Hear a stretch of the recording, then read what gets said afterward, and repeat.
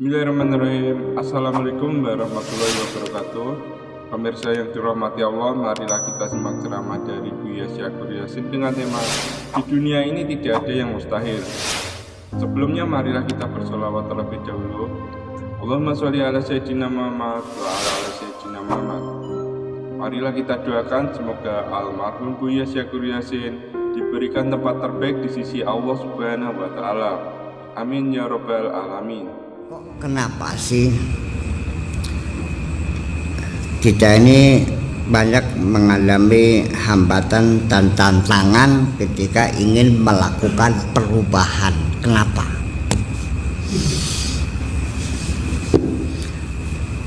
Kamu ingin berubah enggak? Dari penghasilan kecil menjadi penghasilannya besar? Pengen enggak?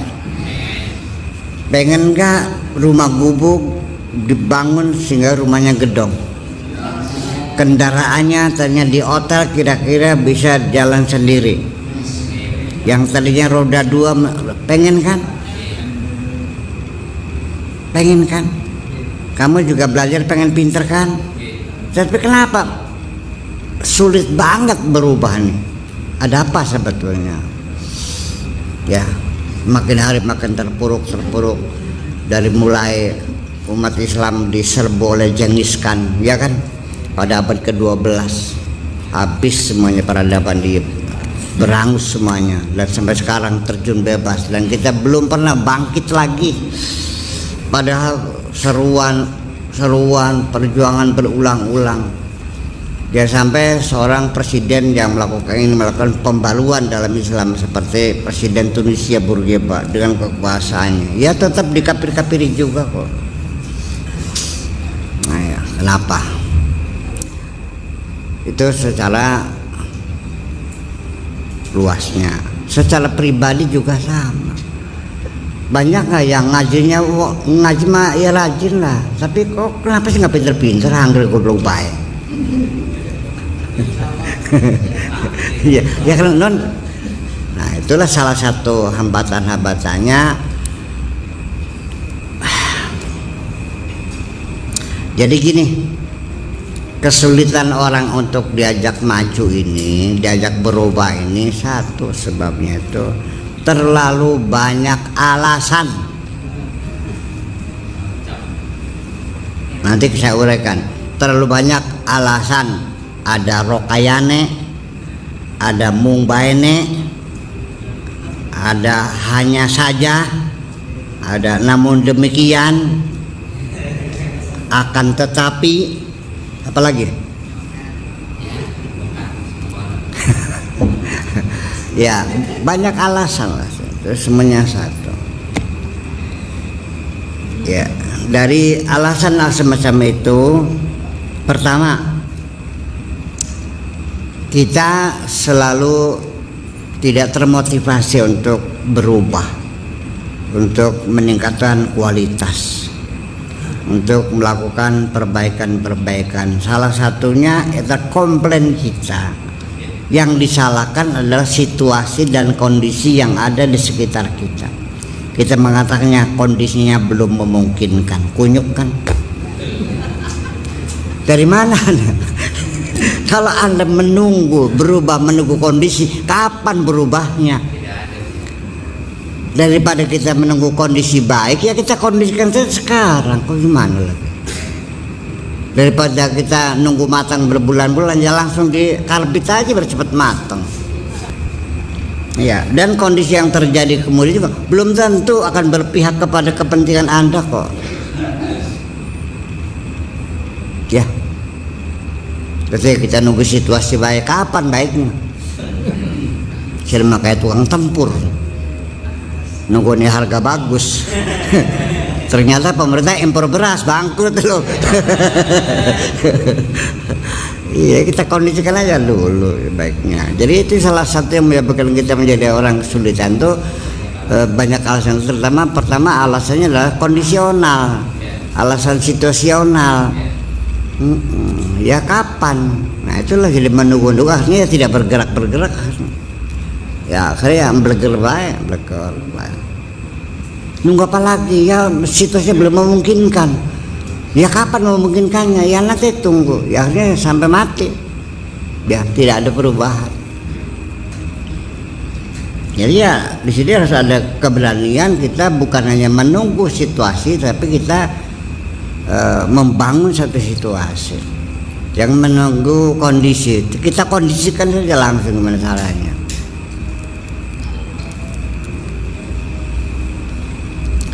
Jadi artinya untuk melakukan perubahan, jadi akhirnya ntar aja nunggu kalau presidennya mati gitu maunya. Beri mati-mati aja. Apa ini presiden seumur hidup pisan. Nah, itu. Ya, tapi setelah Spring Arab itu kan akhirnya kan nggak nunggu kematian Saddam Hussein, nggak nunggu kematian Gaddafi, nggak nunggu kematian Husni Mubarak kan akhirnya kan ya itu sendiri juga ya kenapa? Karena kita sendiri terlalu banyak perhitungan akhirnya ya nggak matang-matang. Yang penting inilah mulai saja dengan langkah untuk berubah itu sekecil apapun. Coba. Ya.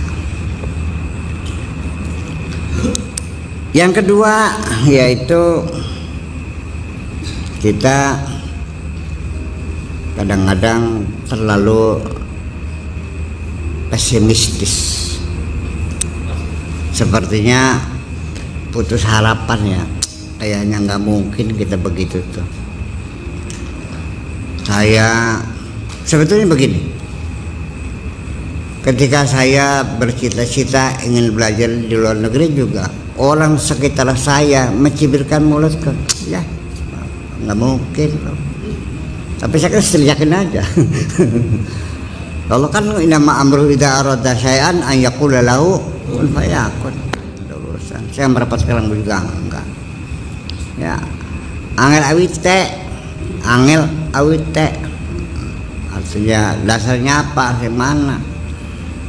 Ya, saya juga merasa waktu itu juga direndahkan juga merasa juga, tapi saya nggak pernah terpengaruh kok. Saya tidak pernah terpengaruh. Iya, ya bukan GP, jadi self confidence yang berlebih-lebihan. Iya, ya gede rasa lah namanya waktu itu. Nggak apa-apa, saya mau belajar ke Mesir itu mau mana? Ya cuek aja. Nah. Seperti begini, udah ngaji, pengen belajar benar, pengen jadi orang benar, pengen jadi orang soleh, pengen menjadi kekasih Allah. Saya ceritakan Rabil Adawiyah, ceritakan Dun Al-Masri, kita ceritakan Abul Hasan Al-Saduli, kita ceritakan baju kita. Apa ujungnya? Ya itu kan bukan makom saya. Nah, begitu saya contoh Siti Maryam ya kan gitu, apalagi ya, Siti Maryam, Nabi Zakaria, Nabi Musa, Nabi cerita-cerita Al-Quran saya kemukakan semua itu sebenarnya mungkin terjadi dan kamu juga bisa. Alasannya apa? Itu kan bukan makom saya. Ini yang menyebabkan orang jadi tidak berani melangkah karena sudah membatasi dirinya sendiri. Itu bukan makom saya. Ya sudah selesai. Kalau sudah mengatakan bukan makom saya, berarti kamu mematok harga dirimu sendiri, segitu dah. Jadi niat berubahnya itu ternyata ya hanya angan-angan aja sebetulnya. Ya awang-awang. Ya kenapa? Ya karena tidak berani melangkah. Saya tidak mungkin akan seperti itu. Begini aja, yakinlah. Tahu Rockefeller, tahu Onassis, tahu Howard Hughes, orang-orang kaya di Amerika yang uangnya nggak tahu berapa miliar dolar tuh. Iya. Kamu jangan silau, kamu juga bisa kalau kamu diberi oleh kesempatan yang sama oleh Allah begitu. Ya iya gitu dong. Pada manusia nih, itu manusia juga sama. Dia kentutnya bau, saya juga kentutnya bau. Iya, nggak, kalau Allah kasih otak saya cerdas kayak dia, saya juga bisa melebihi dia kok. Ngapain? Sing kenceng ngomong kan aja. Iya, kita jangan dulu minder dulu ngelihat Amerika, ngelihat Jerman maju. Kita orang Islam ya udahlah, adunya sijinul mukminin wa jannatul kafirin. Ya ini kan penjara kita, gimana ya. Jadi itu jangan kita keburu sebelum maju perang sudah mengibarkan bendera putih. Ya namanya nggak niat perang itu namanya. Ya nggak niat menang. Kalau orang niat menang itu menanggung risiko kalah gitu aja. Kalau kalah coba lagi, barang aja nanti menang. Kalah lagi, coba lagi. Ya akan tergratis. Ini yang perlu dibangun, semangat seperti ini nih perlu dibangun. Napasnya meledre bae jadi gimana sih? Ini perlu dibangun sama-sama itu. Percayakan dirimu. Ya mungkin sebenarnya kurang iman kamunya. Iya.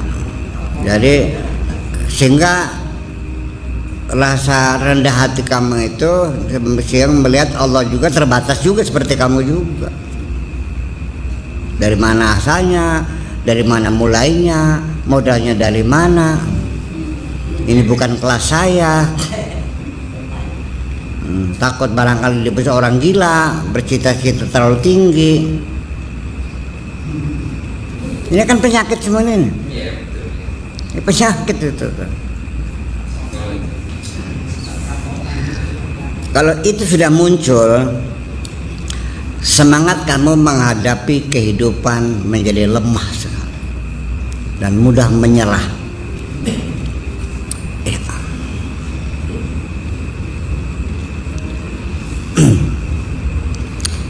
Pak Edi nggak usah kecil hati. Saya bisa lebih kaya dari Lim Suliong. Iya, saya bisa lebih hebat dari Rahmat Riyadi ya,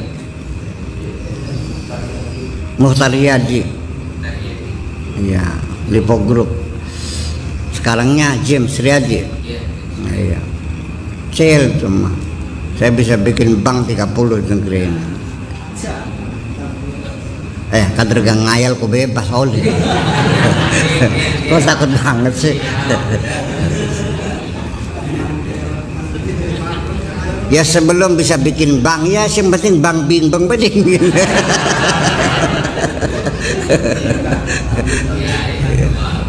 Iya. Percayakanlah kalau Allah sudah mengizinkan pasti terjadi. Percayalah. Ya ini mah saya bukan sekedar teori, juga saya pernah mengalaminya. Yang semua orang mengatakan tidak mungkin ternyata terjadi kok. Sekali lagi saya ulangi, di dunia ini tidak ada yang mustahil, tetapi juga tidak ada yang mudah. Apa sih? Tidak ada yang mustahil, mudah. Semuanya ada resikonya, ada akibatnya. Ya. Dan yang ketiga itu salah pemahaman, menyerahkan diri, tidak mau bergerak dengan tendensi argumentasi alasan-alasan yang tersembunyi. Saya tidak ditakdirkan untuk jadi presiden, saya tidak ditakdirkan untuk jadi orang kaya. Dari mana Anda tahu itu bukan takdir Anda? Jangan menggunakan takdir itu sebagai perisai untuk menutupi kegagalanmu. Kita tidak tahu takdir Tuhan seperti apa kecuali sudah terjadi. Begitu kamu jatuh ya sudah, itu takdir kamu. Iya. Kalau sekarang kamu kaya ya katakan itulah takdir Allah. Tapi sebelum kamu kaya, ketika kamu miskin, jangan katakan bahwa takdir kamu miskin. Aja. Jadi sebaliknya juga ini menjadi persengketaan masalah takdir. Jadi ternyata orang-orang yang meyakini tidak ada takdir itu lebih dinamis, sekalipun keliru ya. Seperti kelompok rasionalis, Mu'tazilah yang tidak itu, mereka betul-betul mengandalkan bekerja nggak pernah lelah. Habis nggak ada takdir sih, Allah mah hanya mengawasi aja kok. Kita yang berbuat, kita yang menentukan, kita yang menilai, kita mengevaluasi, kita yang meningkatkan. Allah hanya kalau bagus dibayar bagus, kalau jelek dibayar hukuman, gitu aja kok.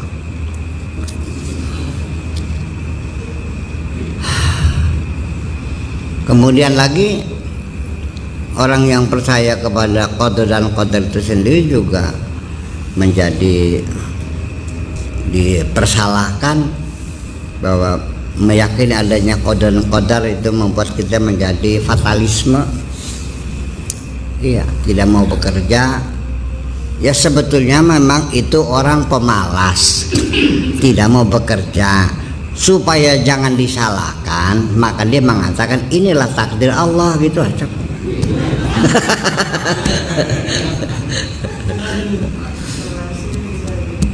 Iya, jadi jangan salah paham. Jadi takdir itu qada-qadar hanya dijadikan alat untuk menutupi kemalasan kita.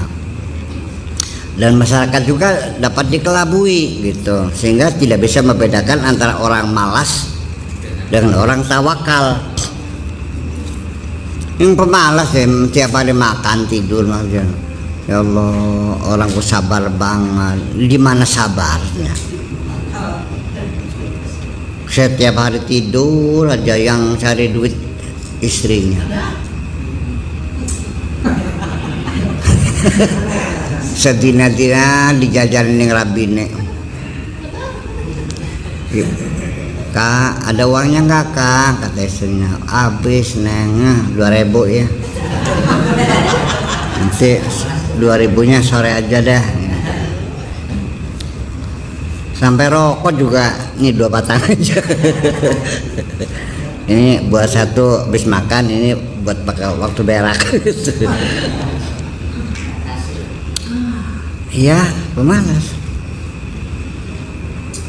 Uang ada juga nggak bergerak, untuk apa ya nggak tahu ya, pakai dihabisin aja. Orang tuanya mati, menikah musyawarah hektar, lu udah habis, jual lagi. Kalau 2-3 tahun jual lagi, 1 hektar lagi kan, makan nganggur gitu, dijual ya habis. Ke sawah nggak mau, apa nggak mau? Banyak kayak begitu. Ya itu kan menghabisin harta warisan orang tua. Belum mati hartanya sudah habis. Banyak kok. Ya gimana? Ya mati pikirnya. Naudzubillah ya, jangan mati pikir syarat. Bener. Nggak ada himmat tuh, nggak ada cita-cita, nggak ada. Ya us. Ya. Jadi hendaknya kita mengatakan ini takdir Allah setelah kita bekerja optimal dan hasilnya final, ya sudah. Nah, ketika kita mengatakan ini takdir itu bukan untuk membenarkan kegagalanmu, tapi menerima ketentuan Allah dan tidak mematikan untuk kamu bangkit kembali, mencoba lagi. Ya, untuk apa? Untuk merubah takdir Allah, kan begitu. Iya. Sebab kita tidak tahu apa yang Allah takdirkan. Allah menakdirkan kamu mengalami gagal 10 kali, yang 11 kali kamu baru berhasil, itu takdirnya. Tahu nggak begitu? Nggak tahu kan? Ya makanya coba lagi aja dulu. Barangkali yang 11 kalinya kamu berhasil. Jangan terus menyerah. Jadi takdir itu adalah bukan sebagai keputusan untuk menyerah. Jangan pernah menyerah, itu aja. Ya, jadi gimana? Ya barangkali takdir Allahnya lain, bukan ini. Ya kan gitu. Barangkali ini sementara saja. Barangkali kegagalan saya ini untuk ditempa, untuk dididik supaya nanti saya setelah kaya jadi kokoh. Ya gitu dong. Sebab biasanya orang kalau banyak kegagalan, banyak kesulitan, kan membangun kepribadiannya kokoh. Ya nanti kalaupun dia jadi kaya raya kan tidak sewenang-wenang, tidak dihambur-hamburkan kan gitu. Baru akhirnya kan hartanya berkah. Ya karena lain dengan orang yang memang dari lahir udah kaya raya, orang tuanya kaya macam, itu akhirnya hidupnya juga hartanya untuk kemaksiatan. Percaya nggak? Iya. Orang yang kerja keras, ya siang malam bekerja, ngerasa capeknya itu, dia pasti menggunakan uang dengan penuh hati-hati. Iya. Kalau uang orang kaya karena menang lotre pasti dihambur-hamburin, betul nggak? Akhirnya malah menghabiskan uangnya semuanya. Juga dapat lotre 1 miliar, akhirnya sampai rumahnya habis semuanya buat foya-foya, malah buat masang lagi habis lagi.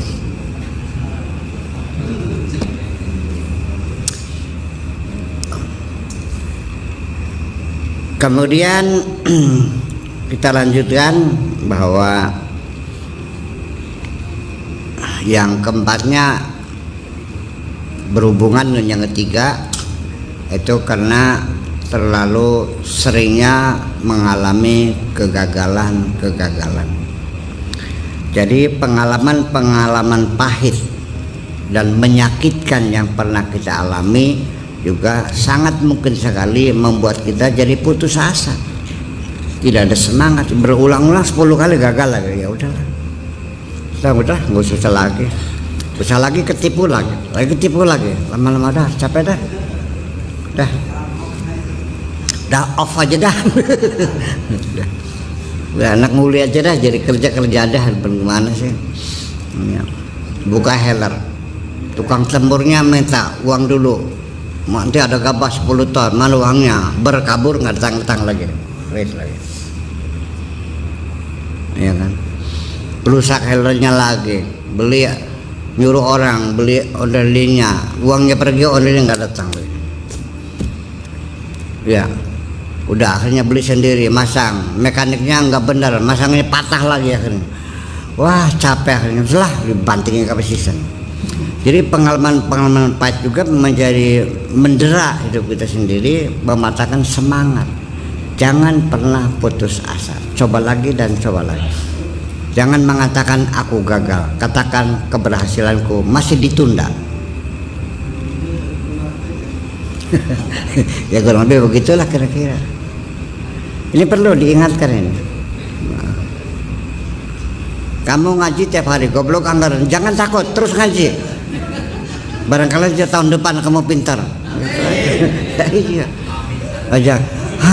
Udah tarik nafas dulu. Udah segoblok gue. Gak paham. Nggak usah. Ngajar terus, Pak. Ya, nggak tahu, nggak ngerti nanya gitu. Kalau perlu dihafalin, dicatat, diingat. Itu. Sebab ilmu yang kita belajarkan ini saya kan ingin diinterpretasikan di ilmu yang saya ajarkan itu yang sifatnya aplikatif ya, artinya yang bisa kamu manfaatkan, bukan hanya teori haram hal yang nggak tahu lah akhirnya lah. Iya. TV haram ya, bagaimana haramnya orang punya TV semua gimana? Kalau gitu neraka semua dong. Internet haram, TV haram, HP haram, musik haram. Ya orang semua memusik senang semuanya. Ya, kecenderungan manusia, fitrah manusia berikan suara yang enak, diharam-haramkannya berarti mereka dosa semua.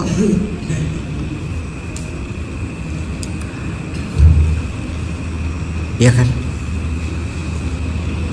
Ya, itu kan tidak aplikatif berarti.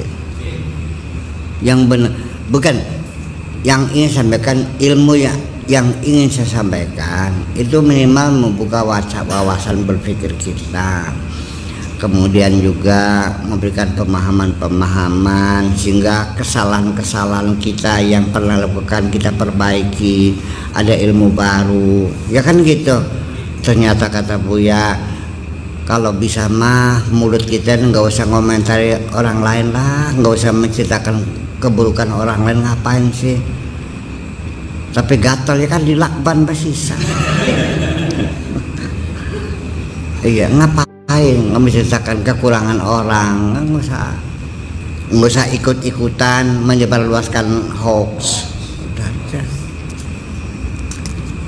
Gitu. Dari pengalaman itu kan akhirnya kan nyaman hidupnya. Orang yang memusuhi kita kan minim sekali, dikit sekali kan. Itu mungkin ya karena watak pribadi orang memang itu hasud dan sebagainya. Nah, untuk menghadapi orang yang hasud, barangkali kamu sudah ngaji, kemudian sudah diimplementasikan dalam kehidupan sehari-hari, kamu sudah banyak teman, rezekinya lancar, karirnya maju segala macam ya, terus tapi masih ada orang yang hasud juga Bu ya. Kalau orang hasud nih nggak usah direspon, nggak usah dijawab, nggak usah dipikirin, sudah tinggalkan saja, abaikan saja. Kalau dilawan ya semakin menjadi, biarin aja ya. Api itu biarkan saja sampai bahan bakarnya habis sendiri. Nanti kalau kayu bakarnya habis juga mati sendiri kok. Iya, jadi kalau ada orang masuk kamu mengatakan medit, buktikan kamu dermawan, gitu aja. Ya, kalau orang jangan kamu orang goblok, belajar yang benar, kamu buktikan kebalikannya itu. Tapi nggak usah dijawab dia mah. Atau gini aja ya, minimal ya sudahlah. Kita nggak usah akrab dengan orang hasil tuh, ya udah kita ya ketemu sekedar assalamualaikum aja udahlah, nggak usah banyak, udah yang mikirin udah kemana, kerja beli, udah, tutup udah, seolah-olah kamu nggak kenal lah, gitu aja dah, itu aja. Memang dihasut sih wataknya, gimana? Kalau kamu punya teman yang sehari-hari mengomentari kejelekan orang semuanya, semestinya kamu harus curiga, dia juga kan menceritakan kejelekan kamu di belakang kamu juga kok. Iya kan? Ya udah. Itu. Jadi kita akan habis waktu dalam pertengkaran orang hasut. Orang hasut nggak bakal ada habis-habisnya. Kalau orang hasut tuh, kalau kamu kena susah dia seneng. Kalau kamu dapat rezeki dia susah. Iya. Kenapa dia yang dapat saya enggak kan gitu. Nah, ini terjadi biasanya persaingan semacam itu biasanya di perkantoran, berpejabatan, dia sudah senior, golongan sudah 4A, sudah 4A senior ya. Ya udah 4A ini sudah 4 yang lalu. Ini orang baru naik 4A kok dia yang diangkat jadi kepala dinas, gimana sih kan itu. Pada saya kurang berapa sih ke atasan saya tuh, ngabdi disuruh nyebokin di sini juga saya mau, padahal mah. Pernah dengar gak keluhan pegawai begitu? Ya itulah kerjaan, kecewa kan. Ya, jadi begini, daripada kita menyalahkan orang lain, mengatakan pemimpin yang nggak adil, coba dikoreksi. Ada pasti ada kekurangan. Ya artinya atasan Anda kurang memperhatikan kamu, sebabnya apa? Ya mungkin ada kekurangan juga. Ya memang begitu. Jadi ya serba sulit sih kadang-kadang. Kamu benar, ngomongnya benar, malah nggak populer, nggak diperhatikan. Ya karena kamunya benar, kamu menjadi orang normal ya yang nggak diperhatikan. Begitu kamu sekali ngomong salah, mulai diperhatikan. Ya sering-sering salah ngomong sering. Guyon mana itu kan mah. Jangan. Kalau saya mau ambil ketawa berarti guyon mana itu. Tidak beneran. Iya. Oke. Setelah itu apalagi? Ya ketika Anda mulai putus asa, tidak ada keinginan untuk melakukan perubahan, untuk meningkatkan kualitas hidup, itu salah satunya karena Anda pernah merasakan dikorbankan oleh orang lain.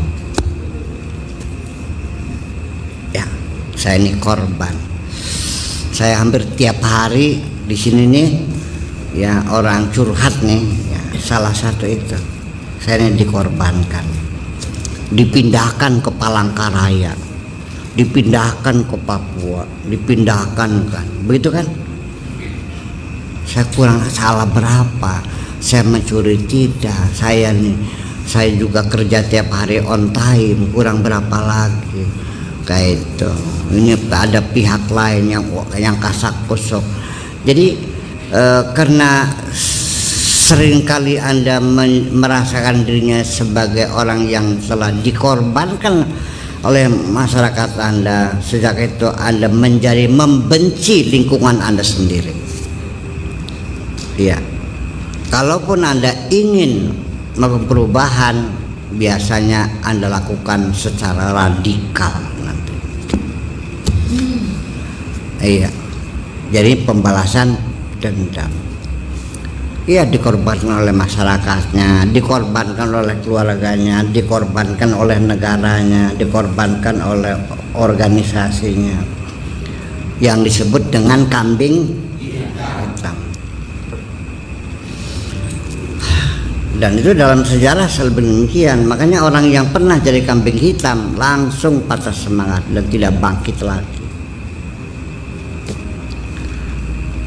Nah, ketika itu kemana? Kita kembali kepada akidah yang benar. Jangan menyalahkan atasanmu yang mengkambing hitamkan kamu. Jangan mengatakan organisasimu telah mengorbankan kamu. Katakan ini adalah ketentuan Allah. Ya Allah, aku terima apapun ujian pada diriku. Ya, silakan engkau aku jatuhkan, engkau aku bangkitkan, engkau segalanya, tapi aku tetap engkau maha baik. Innaka tu'izzu man tasha wa tudhillu man tasha, tapi biyadikal khair. Aku yakin engkau sangat baik. Gitu loh. Surat apa pun? Ayat apa pun? Nun? Iya, biyadikal khair. Itu artinya biyadikal khair. Sekalipun engkau berkuasa mutlak apa saja kamu bisa, tapi aku tetap yakin engkau sangat baik. Kita coba lagi. Ya sudahlah. Oke, pindah, kamu ditugaskan ke Aceh ke sana. Ya udah. Akhirnya anak-anak sekolah pindah semuanya, cari rumah. Walah, susah banget. Padahal gajinya cuma 3 juta sebulan tuh. Karena belum mampu, akhirnya berpisah istri di sini, kami ke sana, pulangnya kadang-kadang 6 bulan sekali, dijalani sabar. Ya kan gitu. Sampai kadang-kadang ada yang akhirnya minta keluar, minta pensiun di ini kok. Banyak nggak? Iya. Palinlah capek ngurusnya. Dapatnya nggak seberapa. Iya. Kayak apa dendamnya kepada teman-teman sekantor? Apa bilang? Carmuk semua itu tuh. Penjilat semuanya tuh. Gitu. Karena dia merasa dia bukan penjilat gitu. Ya, tapi ya dalam realitanya memang ada benarnya. Memang kadang-kadang atasan tuh lebih senang dijilat. Ada kan? Iya. Jadi gini aja lah. Barangkali kamu jadi atasan. Kadang-kadang banyak orang-orang yang munafik itu memperguncingkan dirimu di belakang kamu, tapi ketika dia berdiri di hadapanmu, dia sanjung-sanjung kamu setinggi langit. Pembohong semua. Jangan kau percaya mereka. Jangan terbuai dengan mereka. Itu semuanya adalah orang-orang munafik. Di sekitar kita selalu ada makhluk-makhluk seperti itu. Malah Anda lebih baik bergaul dengan teman-teman yang secara terbuka berani menegur kesalahan Anda. Lebih baik daripada Anda mendengarkan sanjungan orang-orang munafik itu. Pelajaran penting dalam kehidupan sehari-hari, kamu Rahmat. Iya. Iya, saya banyak makan garam dalam hal ini. Ya, kita terlalu disayang atasan juga bermasalah. Iya. Iya, banyak surat kaleng masuk ke atasan. Iya. Kita bekerja profesional, datang waktu, kerjaan semua selesai, sehingga atasan berkenan, disayang. Duh, masya Allah. Sama dalam rumah tangga juga, begitu ada anak kesayangan, yang saudaranya iri hati semua tuh. Bapak nggak adil, semua serba ini, dede aja, lagi dede lagi. Memangnya anaknya cuma itu. Ya, dengan saudara juga sama. Nah, itu hal semacam itu. Ketika kamu akhirnya dikorbankan oleh organisasimu, oleh keluargamu, oleh masyarakatmu, terima sajalah itu sebagai ketentuan Allah dan minta ampun pada Allah. Jangan-jangan ini adalah karena dosa-dosa yang pernah kulakukan. Segera istighfar saja dan bangkit kembali. Itu aja, Pak. Paham? Ini harus digembleng tiap hari begini biar bangkit. Iya, perlu kata gitu. Ya, jangan diganjaran pegel aja. Dipaham-paham. Kemudian lanjutnya lagi yang keenam itu, kadang-kadang kamu itu dikejar-kejar oleh rasa takut sendiri, kayak ning jitok ning gandok, kayak perantang pelinting ya. Jadi Anda sendiri menciptakan ketakutan sendiri dalam pikiran Anda sendiri. Nanti bagaimana ya kata masyarakat, nantinya ini bagaimana, nanti ini bagaimana. Masya Allah. Kalau Anda ingin belajar benar, takut salah, nggak bakal benar. Kalau Anda ingin jadi pemimpin, takut masuk penjara, nggak bakal jadi pemimpin. Kalau Anda pengen untung besar, jadi orang kaya, sampai kalau Anda takut rugi, nggak bakal kaya kamu. Jadi hilangkan rasa ketakutan yang mengejar-ngejar pikiran kita itu hanya imajinasi yang kamu ciptakan sendiri. Bagaimana ya, nanti begini ya. Memang kita masuk ke wilayah baru itu selalu ada rasa takut. Kita masuk ke kota baru, Kak Mamat, Rahmat, masuk kata masuklah ke kota yang benar-benar baru lah, ke Madura, ke Bali baru pertama kali. Ada rasa was-was nggak, Mamang? Iya, takut kesasar jalan ini. Nanti perapatan nanya lagi, baca peta lagi. Iya, ini lagi. Iya, rasa ketakutan itu ada. Nah, dalam wilayah kita menanggapi karir baru, bisnis baru juga sama. Ada. Nah, ketakutan semacam itu kalau kita respon dengan kehati-hatian itu nggak masalah, Pak Edi. Kalau ketakutan itu, kecurigaan itu, kita responnya dengan kehati-hatian, bahwa kita sering bertanya, sering mengalah, itu malah bagus.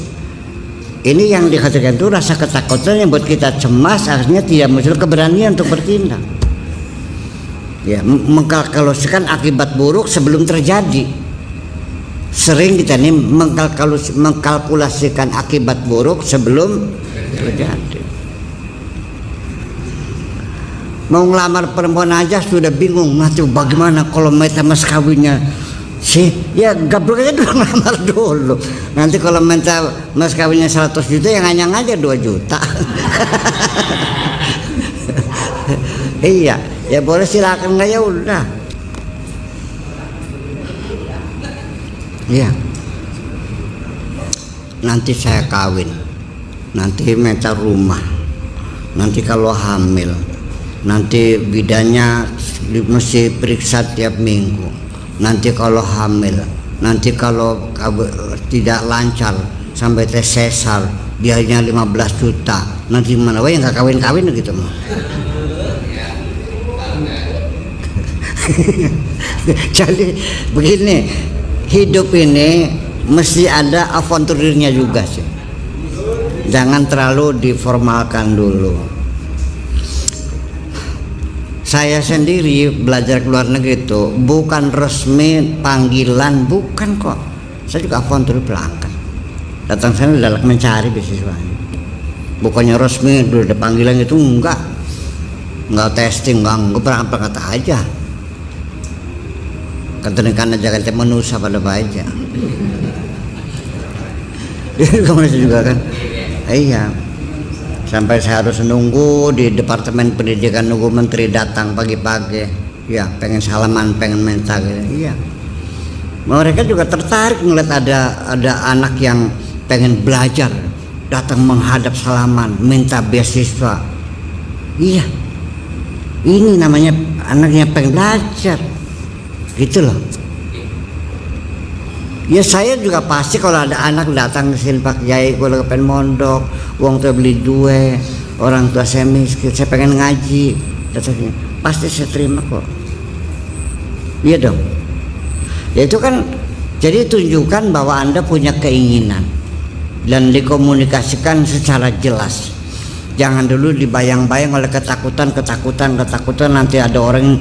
Nggak usah, jangan terlalu membangun ketakutan sendiri dalam pikiranmu. Sudah hadapi saja, apapun yang betul kamu selesaikan. Iya dong. Ya, pragmatis saja lah kita berpikirnya. Perlu kadang-kadang pragmatis. Ya, jangan terlalu idealisme sekali. Nggak bakal ada.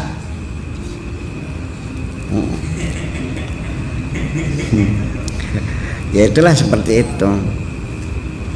Jadi rasa takut yang mencekam, bahkan sampai kadang-kadang berkelanjutan sampai akhirnya menjadi fobia, lalu akhirnya masuk WC sendirian juga takut, kalau tidur lampu dimatikan juga takut, lama-lama keluar rumah takut, akhirnya di kamar aja 8 bulan gak keluar-keluar sampai kulitnya putih semua, mulung sumis.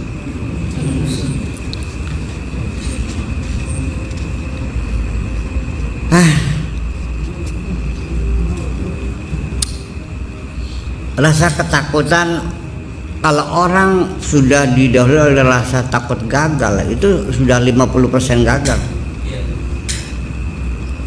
Ya, optimisme dibangun sejak awal. Pokoknya pasti berhasil.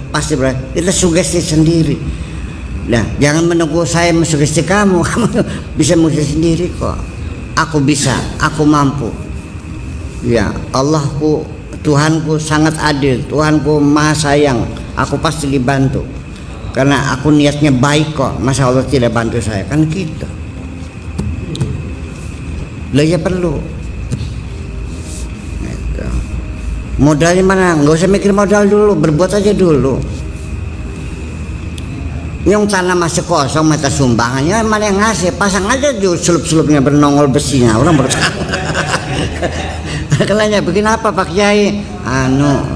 Saya bisa bantu pasir. Oh mangga silakan. Jadi kok akhirnya kita mulai dulu selangkah dulu. 1000 langkah yang kamu tempuh, kamu mulai dengan selangkah aja dulu. Iya, nanti masyarakat mas sudah lihat kinerja kamu, ke manfaat yang bisa kamu berikan. Masyarakat juga mikir kok iya ya. Orang tuh pontang panjang yang dipikir anak-anak kita juga kok. Iya kan, masa ngebantu, Allah akan bukakan hati orang bantu kok. Tapi awas jangan curang, kalau sudah percaya jangan selingkuh kamunya, nanti buat kawin lagi. Kawin mana, udah kalau begitu mulai nggak percaya tuh. Iya. Jadi artinya seperti itu, jangan ada muncul rasa kegamangan, ketakutan, jangan. Wa idza azamta fatawakkal Allah. Tekad bulat, serahkan kepada Allah semua. Langsung go ahead, melangkah gitu. Kapan tercapainya nggak usah nanya, yang penting bekerja, berjalanlah. Yang penting langkah pertama itu paling berat, langkah pertama. Ya, kesananya kedua tiga itu baru terasa ringan gitu. Kemudahan akan datang kemudian. Yang ketujuh yaitu yang menyebabkan kamu menunda munculnya keinginan, tidak segera dimulai karena kamu mencari alternatif lain, menantikan sesuatu kondisi lain.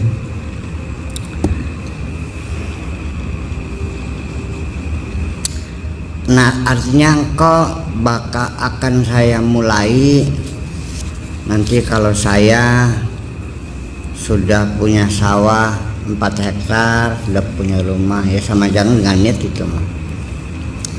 Ya, termasuk juga saya juga mengalami hal semacam itu. Saya mengalami sendiri. Saya nanti pengen berumah tangga nanti kalau sudah selesai S3, kalau sudah gelar doktor, kalau sudah ini, yang gak kawin-kawin akhirnya. Iya kan? Jadi ya yang penting ya hitung-hitungan aja. Kalau memang sudah saatnya kamu secara biologis sudah mendesak, ya sudah wajib kan akhirnya kan. Ya sekarang apa adanya lah. Jadi kalau kamu tidak cari kelas sekelas sehari ini, ya pokoknya sekelas apalah Juleka juga nggak apa-apa lah. Nah, gitu. Lihat levelnya nggak apa-apa, rasional aja lah gitu. Kalau modal belum punya, mobil masih mobil tua, rumah masih ngontrak, ya siapa yang mau ya siapa yang mau lah. Kalau perlu pasang iklan deh, Radra Cirebon, pemuda cari jodoh. Nanti juga datang online kok. Iya kan buat saya gitu. Jadi artinya beginilah, jangan menunggu kalau ini sudah selesai. Nanti kapan memulainya? Menunggu terciptanya kondisi yang kamu tunggu-tunggu yang belum jelas. Kecuali kamu mau nanam jeruk limau, ya nunggu jangan sekarang, nanti kalau sudah turun hujan. Itu memang betul, itu memang ya itu ilmu itu mah. Ya kalau sekarang musim kemarau mana mungkin, sekalipun disiram juga panas bumi ini, nggak bakal bener kan gitu. Kecuali kalau sudah besar musim panas yang ada masalah, sudah akarnya sudah hancur, paham nggak gitu? Iya. Tapi kalau kita melangkah gas yang tidak ada urusan dengan iklim, dengan cuaca, ya kok silakan aja. Ya, menunggu nanti kalau apa yang kamu tunggu belum tentu itu terjadi.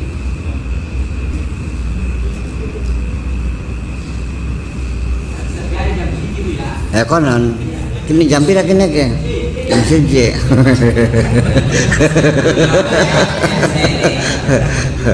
Ya.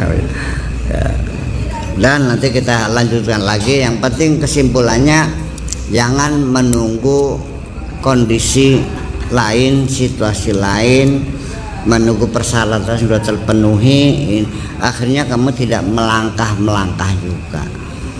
Jadi sekarang apa yang bisa kamu lakukan hari ini, kamu lakukan untuk melakukan perubahan. Iya, jadi keputusan perlu segera, jangan ditunda, karena bagaimanapun kita tidak bisa dihindari, kita dimakan usia juga. Iya dong, gagasan sekarang laksanakan sekarang. Kecuali memang kondisinya sudah tidak memungkinkan untuk dilanjutkan, ditunda tahun depan gak ada masalah. Tetapi jangan menunggu kondisi, menunggu suasana, menunggu apa yang kamu tunggu belum pasti. Berarti kalau kamu menunggu sesuatu yang tidak mungkin terjadi, berarti sama aja bohong. Iya, saya akan kasih kamu mobil Mercy Baby Band. Nanti kalau ada kuda keluar tanduknya, sama aja bohong kan?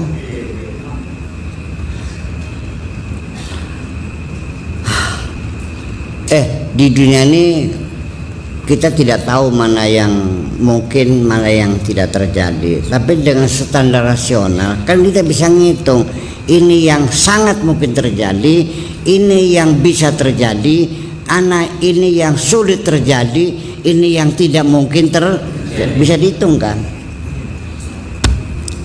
Nah, kalau andainya Pak Edi menjadi konglomerat di Jawa Barat, itu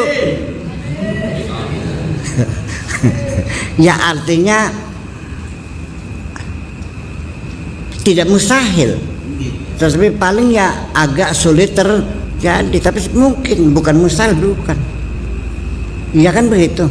Ya karena persoalannya kekayaan orang, konglomerat itu tidak ada hubungannya dengan keilmuan harus dokter. Dengerin, rizki dengan ilmu itu berbeda. Tidak ada kaitan bahwa orang kaya harus pintar, dan tidak ada kepastian dengan ilmu orang bisa mencari harta, enggak juga. Satu hari seorang filosof dipanggil oleh raja. Wahai filosof, ini rakyat saya kasih modal sama 50 jutaan semua per orang nih. Ternyata nggak kaya semua, hanya beberapa orang. Dari 100 orang itu yang kaya hanya 5 orang, yang lainnya bangkrut juga. Iya, padahal mereka berilmu semuanya. Kata sang filosofnya, ya mesti demikian, supaya engkau tahu bahwa rezeki itu yang mendatangkan Allah, bukan ilmu kamu. Kalau iya begitu, maka dosen harus jadi orang kaya, orang pinter aja. Ternyata mahasiswanya pakai baby band, dosennya pakai motor. Di Jogja terjadi, di Jogja dosennya pakai motor tuh, kata motor Lambretta dulu tuh, simbaka belok berko beli jelikuk.